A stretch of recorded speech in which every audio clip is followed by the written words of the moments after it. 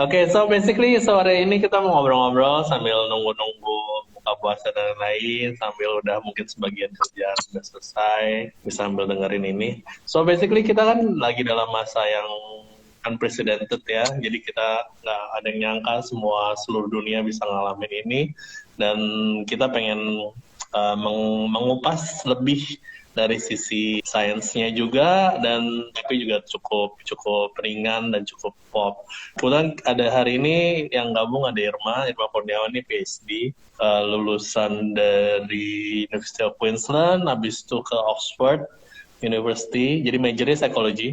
She's a PhD in psychology. Sekarang lagi di University of Zurich, dia bekerja sebagai researcher dan her subjects are mostly brains ya. Jadi bagaimana effort based learning, decision making, effort and evaluation of the brain. Jadi dalam hubungan-hubungan itu, dan sis dan a lot of published research internationally. Sekarang dia adalah Laboratory for Social and Neural System di University of Zurich. Ya, gitu. Jadi beberapa riset dia ada tentang motivated behavior dalam implementasi di decision making, gitu. Nah, jadi asik juga nih sore ini kita bisa ngobrol-ngobrol tentang ini. Mungkin Irma ada yang mau diceritain sedikit sebagai pembuka? Saya senang banget sih bisa cerita-cerita tentang passion research saya, tentang motivasi, karena ini relevansinya banyak banget ya sama kehidupan sehari-hari kita. Setiap perilaku yang kita lakukan, tindakan-tindakan yang kita lakukan tiap hari itu kan pasti ada motivasinya gitu, ada elemen motivasinya itu. Dan saya beruntung banget bisa ngelakuin pekerjaan sehari-hari saya, profesi saya mempelajari ini gitu. Jadi senang banget saya bisa share sama teman-teman. Nah, satu definisi yang saya sangat senang untuk mempelajari motivasi itu terinspirasi dari asal dari motivasi itu. Motivasi itu asal katanya itu dari movere. Movere itu bahasa Latin yang kalau diterjemahin secara kasar itu artinya untuk bergerak gitu, bergerak. Bahasa Inggris kan juga move kan, bergerak. Nah, jadi kalau kita pikirnya seperti itu, berarti motivasi itu harus ada hubungannya dengan mobilisasi atau pergerakan, sesuatu yang mendorong kita. Gitu sih. Jadi definisi yang saya sangat senang mengenai motivasi yang menurut saya berguna untuk bisa dikuantifikasi gitu, ialah satu, motivasi itu adalah suatu proses yang memberi arah terhadap tindakan-tindakan kita. Misalnya kita lagi di persimpangan jalan, istilahnya kita termotivasi untuk belok ke kiri. Kenapa? Ya karena ada sesuatu yang menarik kita di sebelah kiri sana gitu. Itu motivasi definisi pertama. Definisi kedua itu selain suatu proses yang memberi arah terhadap perilaku kita, itu juga suatu proses yang menentukan seberapa cepat kita bergerak atau seberapa cepat kita bekerja, seberapa keras kita berusaha. Jadi itu menentukan juga intensitasnya gitu, intensitas dari perilaku kita. Oke, jadi ada yang menarik di situ dan seberapa besar kita intensitas ke situnya juga ya. Jadi menentukan effortnya juga ya, seberapa kita mau menuju itu, seperti yang kita mau spend untuk mencapai itu. So it's quite jadi it's about action ya. Jadi ini termasuk juga nggak proses decision making sebelum dia melakukan action atau gimana? Iya benar banget. Jadi background saya kan memang ada hubungannya sama pengambilan keputusan. Bagaimana seseorang itu mengambil keputusan. Gimana sih kita membreakdown perilaku kita? Nah, dari perspektif motivasi ini kita bisa breakdown perilaku kita dari dua elemen. Yang pertama itu tujuannya apa? Jadi rewardnya apa? Hal apa yang menyenangkan yang akan didapat kalau kita melakukan perilaku itu? Itu elemen pertama. Elemen keduanya berapa mahal sih? Tapi bukan dalam segi harga, dari segi upaya atau effort kalau bahasa Inggrisnya. Jadi kita bisa lihat perilaku kita itu seberapa banyak effort yang kita harus taruh gitu, harus kita lakukan untuk bisa mencapai tujuan itu. Ya, jadi contohnya misalnya teman-teman mau login di Instagram ini gitu loh. Kita bisa breakdown itu. Yang pertama, oh mungkin ini topik yang menarik. Nah itu adalah dari segi rewardnya gitu loh. Seberapa mungkin topik ini bisa memberi pencerahan, mungkin lagi bosan, jadi bisa ada suatu hal yang lebih menyenangkan. Nah itu dari segi rewardnya. Terus effortnya apa? Oh ya tinggal klik satu tombol di IG Live. Nah itu berarti effortnya sangat sedikit. Makanya kita bisa melakukan hal ini. Kalau misalnya ternyata connection-nya lagi jelek, terus harus telepon telepon company-nya, untuk harus restart HP-nya. Nah, berarti effortnya lebih tinggi. Nah, kemungkinan kita jadi motivasinya lebih rendah untuk bisa ikut IG Live ini misalnya. Jadi setiap perilaku kita itu bisa di breakdown jadi dua hal. Reward-nya apa?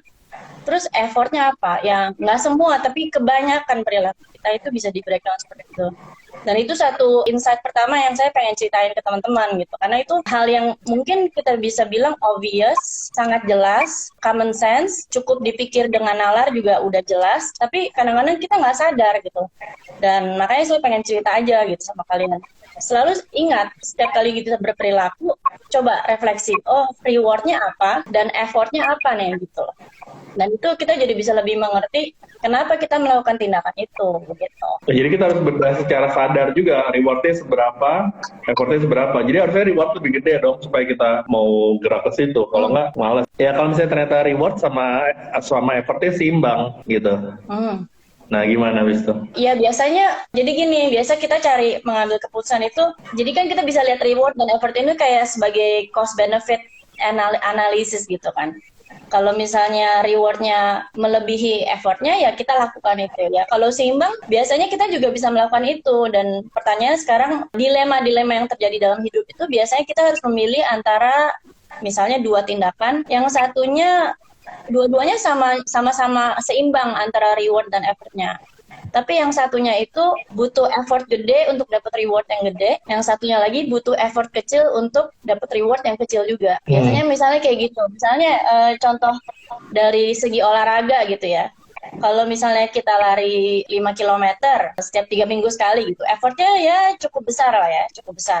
Lari 5 kilo kan ya bisa lebih dari setengah jam lah gitu ya. Tapi kalau kita lakukan itu tiap 3 kali seminggu, reguler, kita bisa bayangin ya, rewardnya apa? Rewardnya lebih sehat, lebih fit. Kalau misalnya ngejar bus lebih nggak susah gitu kan. Nah itu jadi reward sama effortnya sama-sama besar dan seimbang gitu. Pilihan satunya ialah ya cuma di rumah aja, di sofa nonton Netflix gitu.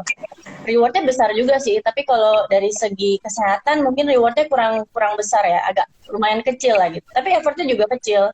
Jadi dari segi keseimbangan juga sama-sama seimbang nih reward dan effortnya. Nah, tapi kan kita juga selain perhitungan kalkulasi matematis ini, kita juga bisa pikir, kita bisa mundur satu langkah dan mikir, tujuan besar saya apa? Oh, saya punya kepentingan untuk menjadi sehat. Kenapa? Sehat itu berarti lebih panjang umur, lebih trendy juga sekarang, bisa kelihatan lebih menarik juga. Nah, jadi kalau udah punya tujuan yang lebih besar ini, ya kita bisa mendorong diri kita untuk memilih pilihan yang high effort, high reward gitu. Ada barang, ada rupa gitu ya. Jadi high effort, high reward itu justru yang makin menarik buat kita kalau kita dalam konteks ingin maju gitu kan, ingin maju, progressing in life and so on gitu kan. Contoh misalkan dengan rajin lari kita bisa maraton di berbagai negara nantinya gitu ya, ngumpulin medali gitu misalkan kayak gitu kira-kira seperti itu. Nah tapi kalau misalkan dalam konteks sekarang nih misalkan pilihannya antara rebahan sama nonton Netflix gitu kan, basi kan. Jadi ada sebagian kerjaan nggak bisa dikerjain, misalkan gitu, ada kerjaan-kerjaan yang nggak bisa dikerjakan gitu, misalkan dalam sektor pariwisata, dalam sektor banyak teman-teman yang mungkin travel agent atau tour leader nggak bisa jalan gitu. Semua pekerjaan-pekerjaan yang sifatnya experiential tuh kena duluan kan sekarang. Nah, jadi itu gimana tuh kalau ternyata kondisi sekarang kebanyakan idle time, habis itu lo mesti ngapain ya untuk stay motivated gitu secara praktis? Iya, ya. Banyak hal ya yang bisa diimplementasi dan itu tergantung tiap teman-teman kerjaannya spesifiknya seperti apa gitu kan. Jadi butuh kreativitas dari tiap teman juga, gimana mau improve produktivitas walaupun situasinya sangat kejepit seperti ini. Tapi saya pikir dengan saya jelasin bahwa tiap perilaku kita bisa di breakdown antara reward dan effort ini, kita jadi bisa lebih mudah gitu untuk membuat plan sendiri-sendiri. Satu hal yang ada beberapa hal konkret yang bisa saya ceritain itu misalnya kita bayangin bahwa HP kita itu adalah sumber distraksi kan ya. Ada WhatsApp, ada Instagram, ada macam-macam yang lain, Twitter, Reddit, semua itu. Bahkan cuma foto-foto kita pun juga bisa distracting karena daripada kerja kita bisa nontonin video-video kita aja gitu kan, atau meme semua. Kalau kita tahu bahwa behavior itu ada aspek rewardnya dan ada aspek effortnya, Dan reward itu selalu membuat kita menuju ke sana, dan effort biasanya membuat kita jadi nggak mau gitu kan. Ya udah kita mainin aja seberapa pentingnya dua hal ini. Misalnya di HP, icon WhatsApp itu kan kayaknya buat kita tuh bikin happy ya.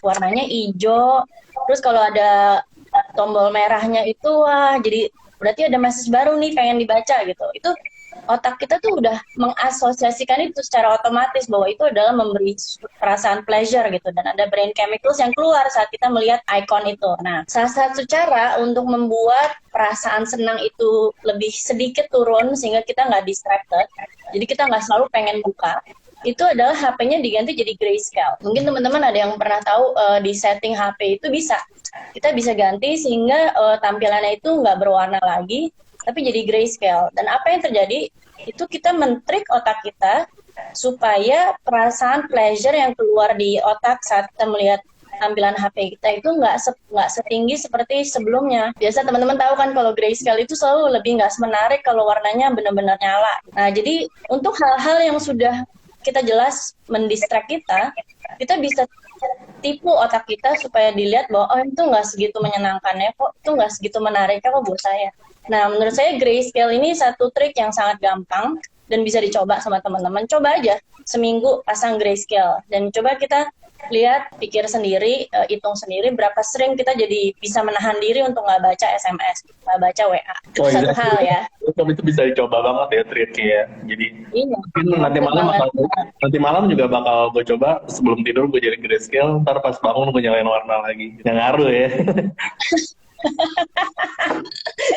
Kira-kira pas malam Mbak dibuka apa enggak ya HP-nya? Ya teman-teman, kalau mau menipu diri sendiri, menipunya sekali aja, jangan 2 kali. Iya gitu. Tapi itu memang benar ada teman yang kayak gitu. Jadi memang dia kebetulan menyanyi gitu dan dia coba itu selama berapa hari gitu. Dan jadi lebih efektif sih, lebih produktif dia selama pakai itu jadi grayscale. Betul sih. Halo Lisa, halo Pauline. Halo Len. Ya, terus saya punya trik lain lagi sih. Kalau yang tadi kan dibikin jadi grayscale itu supaya perasaan joy di otak itu menurun kan. Jadi nggak semenarik itu lagi app-nya gitu. Ada satu lagi supaya persepsi effortnya meningkat. Kita tahu kan kalau effortnya banyak tuh kita rasanya jadi nggak mau melakukan itu. Nah, caranya itu ialah perjalanan dari HP tampilan awal ke app yang kita tuju itu biasanya kan orang mau bikin segampang mungkin dan dikasih shortcut. Jadi kita udah hafal, klik sekali, terus swipe kiri, terus langsung dapat gitu kan. Nah, kita bisa trik lagi, dibikin jadi lebih susah perjalanannya. Nah, berarti kayak nyari app buat WhatsApp itu harus 3 kali swipe misalnya gitu. Nah, berarti pertama, persepsi effortnya lebih tinggi. Kedua, yang saya belum bahas, sebenarnya ada sistem di otak namanya habit system. Teman-teman tahu lah, habit itu kan kebiasaan. Kebiasaan itu kalau di otak tuh proses komputasinya lebih kecil, lebih cepat. Kalau dari sistem prosesor di komputer tuh lebih murah, lebih cepat nih prosesnya. Nah, jadi kalau sesuatu hal udah jadi kebiasaan, itu kita kayak otomatis kan, nggak usah mikir lama, kita udah langsung klik dapat gitu. Nah, jadi kita harus break kebiasaan itu. Dan caranya ialah perjalanan dari tampilan awal HP ke icon WhatsApp yang kita suka itu harus lama, harus jauh. Dan lebih pentingnya lagi, sering-sering diganti. Sebulan sekali, 2 minggu sekali, kamu pindahin iconnya kemana. Saya benar-benar ngelakuin itu sih sering banget. Jadi kalau saya udah ngerasa bahwa, aduh saya udah mulai addicted lagi nih sama app tertentu, saya pindah-pindah aja gitu loh. Jadi intinya kita menolak otak kita dari membentuk kebiasaan gitu. Kebiasaannya di break, selalu gitu. Ya tentunya kalau hal yang memang penting, kebiasaan berdoa ya jangan di break gitu. Tapi kalau kebiasaan untuk suatu hal yang distracting, boleh di break gitu. Nah itu satu trik lain lagi yang sekali lagi gampang banget untuk di-apply gitu. Nah, jadi ada 2 trik itu ya, bisa kita supaya lebih produktif, lebih stay motivated dalam mengerjakan apa yang kita lakukan. 1, HP-nya dijadiin grayscale. 2, effort menuju aplikasi yang sering mendistraksi kita dibesarin, dipersulit untuk menuju ke situ ya. Jadi kita belum apa-apa, males gitu, lupa lagi udah, aduh kemana nyarinya gitu.